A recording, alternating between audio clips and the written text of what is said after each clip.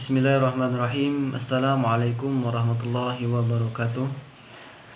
Alhamdulillahirabbil alamin wa bihi nasta'inu ala umri dunya waddin. Assalatu wassalamu ala asrafil anbiya'i wal mursalin wa ala alihi wa sahbihi ajma'in. Puji syukur atas kehadiran Allah Subhanahu wa taala yang mana berkat rahmat dan hidayahnya pula kita masih diberikan nikmat kesehatan, nikmat kesempatan, sehingga kita masih dapat beraktivitas sampai saat ini.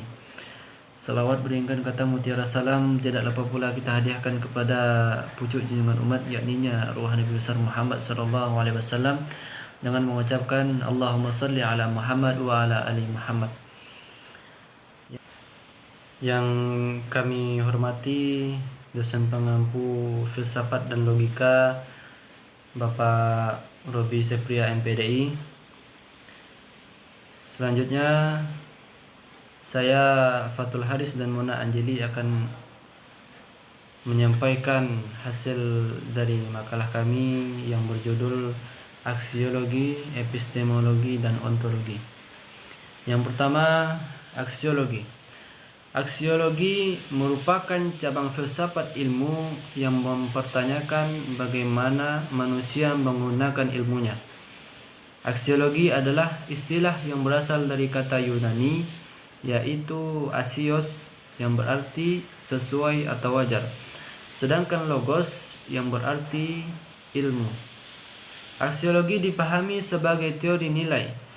Jujun S. Surya Sumantri mengartikan aksiologi sebagai teori nilai yang berkaitan dengan kegunaan dari pengetahuan yang diperoleh.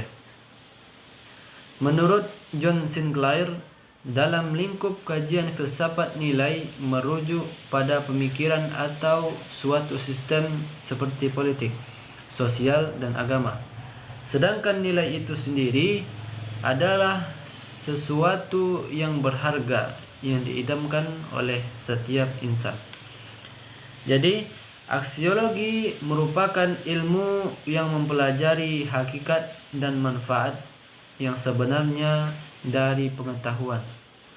Dan sebenarnya ilmu pengetahuan itu tidak ada yang sia-sia kalau kita bisa memanfaatkannya, dan tentunya dimanfaatkan dengan sebaik-baiknya dan di jalan yang baik pula. Karena akhir-akhir ini banyak sekali yang mempunyai ilmu pengetahuan yang lebih itu dimanfaatkan di jalan yang tidak benar. Dalam aksiologi ada dua penilaian yang umum digunakan, yaitu yang pertama, etika. Etika adalah cabang filsafat yang membahas secara kritis dan sistematis masalah-masalah moral.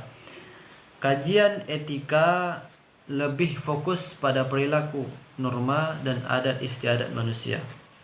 Yang kedua, estetika.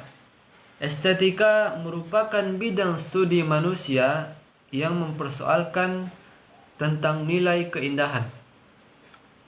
Keindahan mengandung arti bahwa di dalam diri segala sesuatu terdapat unsur-unsur yang tertata secara tertib dan harmonis dalam suatu kesatuan hubungan yang utuh menyeluruh.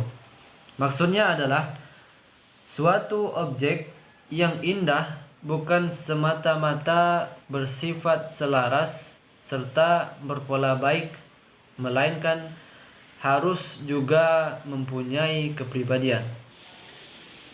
Nilai kegunaan ilmu.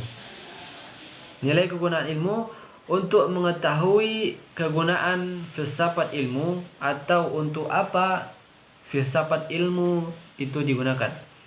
Kita dapat memulainya dengan melihat filsafat sebagai tiga hal, yaitu yang pertama, filsafat sebagai kumpulan teori digunakan memahami dan mereaksi dunia pemikiran.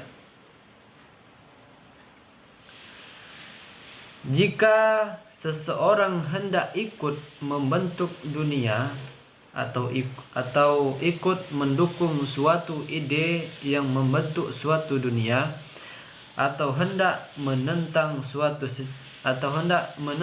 suatu sistem kebudayaan atau sistem ekonomi atau sistem politik, maka sebaiknya mempelajari teori-teori filsafatnya. Inilah kegunaan mempelajari teori-teori filsafat ilmu. Yang kedua, filsafat sebagai pandangan hidup. Filsafat dalam posisi yang kedua ini, semua teori ajarannya diterima kebenarannya dan dilaksanakan dalam kehidupan. Filsafat ilmu sebagai pandangan hidup, gunanya ialah untuk petunjuk dalam menjalani kehidupan. Yang ketiga, filsafat sebagai metodologi dalam memecahkan masalah.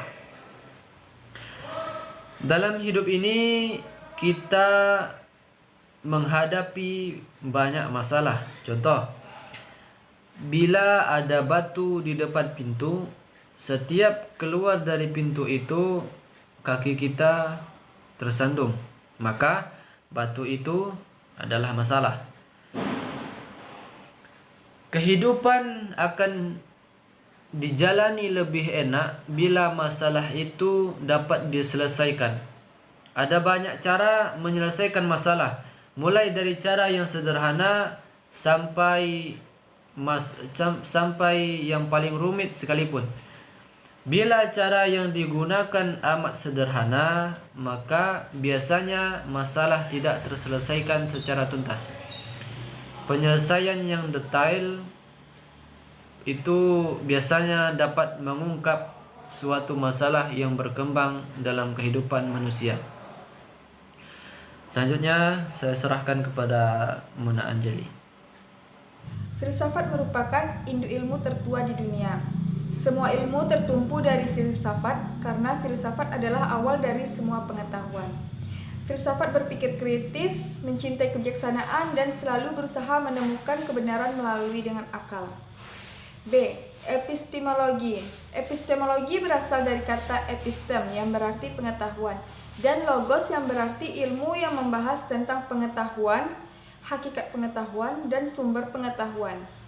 Dengan kata lain, epistemologi yaitu suatu cabang filsafat yang membahas tentang tata cara, teknik prosedur, atau ilmu dan keilmuan. Epistemologi dalam ilmu sosial yaitu positivisme bersifat dualitas dan objektif. Dalam arti, si peneliti dan yang diteliti diasumsikan sebagai sesuatu yang saling tidak mempengaruhi atau terpengaruhi. C. Ontologi. Menurut bahasa, ontologi berasal dari bahasa Yunani yaitu on atau ontos yang berarti ada, dan logos yaitu ilmu. Jadi, ontologi adalah ilmu tentang yang ada. Menurut istilah, ontologi ialah ilmu yang tentang hakikatnya ada, yang merupakan ultimate reality, baik yang berbentuk jasmani, konkret, maupun rohani abstrak. Ontologi dalam ilmu sosial yaitu positivisme memandang kenyataan yang dapat dimengerti itu ada. Ontologi dalam ilmu sosial yaitu positivisme memandang kenyataan yang dapat dimengerti itu ada. Postpositivisme memandang kenyataan itu ada, tetapi karena keterbatasan manusia, maka kenyataan itu tidak dapat dimengerti secara sempurna. Menurut Bramel, aksiologi terbagi menjadi 3. Satu yaitu moral standard, yaitu tindakan moral. Bidang ini melahirkan disiplin khusus, yaitu etika. 2. Aesthetic expression, yaitu ekspresi keindahan. Bidang ini melahirkan keindahan. 3. Rasio atau political life, yaitu kehidupan sosial politik.